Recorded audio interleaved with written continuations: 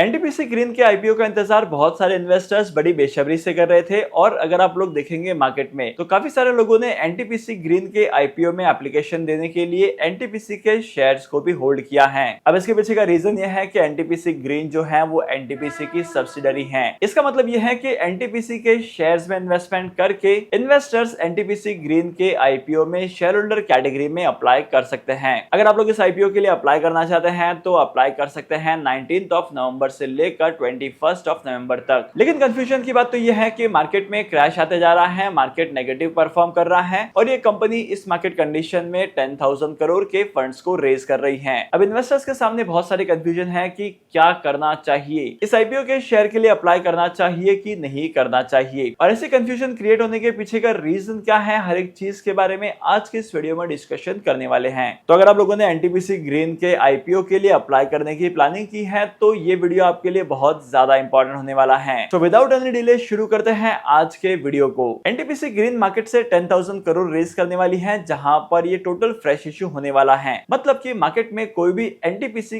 Green के existing share holders अपने stake को नहीं बेचेंगे। अब अगर आप लोग इस कंपनी के ग्रे मार्केट प्रीमियम को देखेंगे तो इस कंपनी का ग्रे मार्केट प्रीमियम जो है वो धीरे धीरे कम होते जा रहा है। अब अगर आप लोग आज से 3-4 दिन पहले के टाइम पीरियड को देखेंगे तो इस कंपनी के आईपीओ का ग्रे मार्केट प्रीमियम थोड़ा सा ज्यादा था और ऐसा भी लग रहा था कि इस कंपनी के शेयर मार्केट में प्रीमियम पर लिस्ट होंगे।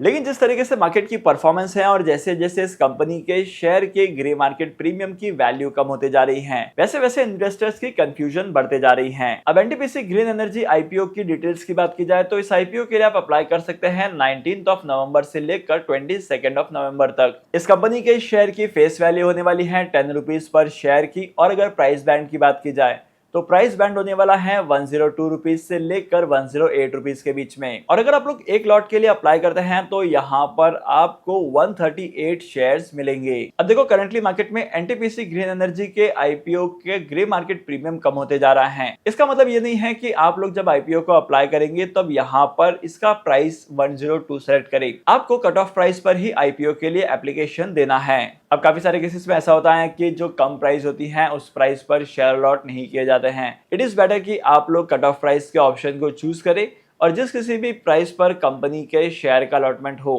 उस प्राइस पर आपको वो शेयर मिल जाए। और सबसे खास बात तो ये है कि अगर आप लोग एम्प्लॉइज की कैटेगरी में अप्लाई करते हैं तब यहाँ पर आपको 5 रुपीज पर शेयर का कंसेशन मिलेगा। आपके इन्वेस्टमेंट का कॉस्ट 5 रुपीज पर शेयर से कम हो जाएगा। और अगर आप लोग इस आईपीओ के अलॉटमेंट को कैटेगरी वाइज देखेंगे तो यहाँ पर आपको पता चलेगा कि टोटल इश्यू साइज का 75% पोर्शन क्यूआईबी के लिए रिजर्व रखा गया है। और वहीं पर अगर आप लोग सिर्फ और सिर्फ रिटेल इन्वेस्टर्स के देखेंगे तो रिटेल इन्वेस्टर्स के लिए 10% तक का कोटा रिजर्व रखा गया है। मतलब कि retail investors total IPO size के 10% तक का अप्लाई कर सकते हैं। And last but not the list 15% तक का जो अलॉटमेंट है वो रखा गया है एचएनआईज के लिए। अब अगर आप लोग रिटेल कैटेगरी में अप्लाई करेंगे तो आपको कम से कम 14,904 का इन्वेस्टमेंट करना पड़ेगा। और वहीं पर अगर आप लोग 13 लॉट के लिए अप्लाई करते हैं जो कि मैक्सिमम है, यहाँ पर इन केस आपको 1,93,000 के आसपास का इन्वेस्टमेंट करना पड़ेगा। अब अगर आप लोग करंटली इस कंपनी के आईपीओ के पहले के रिजल्ट को देखेंगे तब यहाँ पर आपको कुछ इंटरेस्टिंग चीजें पता चलेगी। 31 मार्च 2023 के कंपैरिजन में 31 मार्च 2024 में कंपनी का जो असेट है वो उसकी वैल्यू इंक्रीज हुई है, कंपनी की लायबिलिटीज जो है वो कंपैरेटिवली कम हुई है, और साथ ही साथ अगर आप लोग प्रॉफिट आफ्टर टैक्स के अमाउंट को देखेंगे तो प्रॉफिट आफ्टर टैक्स का अमाउंट भी इंक्रीज होते जा रहा है। इसके बाद अगर आप लोग इस कंपनी के वैल्यूएशन को देखेंगे तो यहाँ पर आपको पता चलेगा कि इस कंपनी का जो वैल्यूएशन है वो काफी ज्यादा अट्रैक्टिव है। रिटर्न ऑन इक्विटी की वैल्यूएशन निकल कर आती है 7.39% की। इस कंपनी के डेट टू इक्विटी का रेशियो निकल कर आता है 1.91 का। और अगर आप लोग रिटर्न ऑन नेटवर्थ को कैलकुलेट करेंगे तो यहाँ पर परसेंटेज निकल कर आएगा 2.14 का। प्राइस टू बुक वैल्यू का रेशियो है 9.89 का। और अगर आप लोग प्रॉफिट आफ्टर टैक्स के मार्जिन को देखेंगे तो प्रॉफिट आफ्टर टैक्स का मार्जिन भी 16.2 का है। और अगर आप लोग इस कंपनी के pre IPO and post IPO की वैल्यूएशन को देखेंगे, अर्निंग पर शेयर और पीई के अमाउंट को देखेंगे तब यहाँ पर आपको काफी ज्यादा हद तक ग्रोथ दिखाई देगी। प्री आईपीओ की वैल्यूएशन में कंपनी के दोनों वैल्यूज कम थे, लेकिन पोस्ट आईपीओ के बाद में कंपनी के असेट्स की वैल्यूएशन और ये दोनों के दोनों रेशियो इंक्रीज होते जा रहे हैं, जो कि किसी भी कंपनी के लिए काफी ज्यादा पॉजिटिव होता है। करंटली मार्केट में इस कंपनी के शेयर की वैल्यू काफी ज्यादा है, और अगर आप लोग मार्केट की गिरावट में इस कंपनी के शेयर की वैल्यूएशन को ऑब्जर्व करते हैं, तब आपको पता चलेगा कि इस कंपनी के शेयर में इन्वेस्टमेंट करना रिस्की हो सकता है, क्योंकि इससे पहले जब भी मार्केट करेक्शन के टाइम पर किसी पर्टिकुलर कंपनी के शेयर मार्केट में लिस्ट होने के लिए आए थे,